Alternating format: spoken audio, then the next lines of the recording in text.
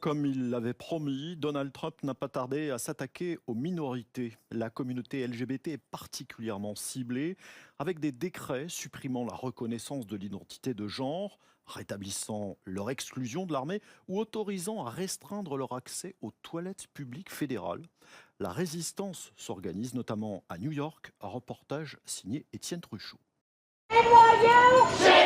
Ils sont venus par centaines exprimer leur colère devant cet hôpital de Manhattan. Membres de la communauté LGBTQ, ils dénoncent l'annulation de rendez-vous médicaux pour des adolescents trans qui devaient recevoir des traitements bloqueurs de puberté. Une conséquence directe d'un décret de Donald Trump menaçant de couper les financements fédéraux aux hôpitaux pratiquant ces soins. En moins de 36 heures, la communauté s'est mobilisée.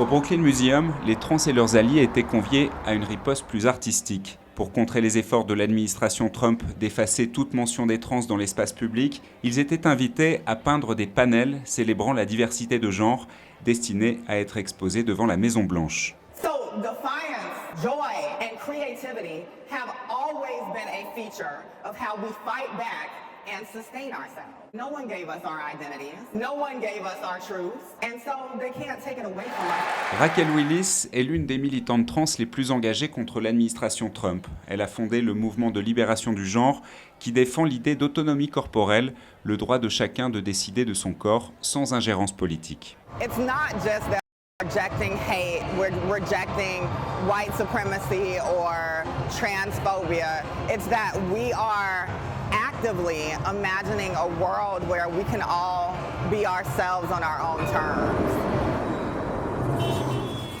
De retour à Manhattan, la mobilisation s'intensifie avec la plus grande manifestation en soutien des trans jamais tenue. À la tribune, l'avocat chargé des poursuites contre les décrets de Trump. Trump does not have the authority to override the other branches of government and decide to cut off our health care simply because he doesn't like it. We are gonna stop this lawless power grab. The federal government has essentially disavowed all legal obligations to continue to protect trans people, and so we're just going to keep fighting them at every turn. Les poursuites engagées par l'American Civil Liberties Union ont finalement conduit un juge à suspendre le décret de Trump restreignant l'accès aux bloqueurs de puberté pour les adolescents trans. Une première victoire dans une bataille qui ne fait que commencer.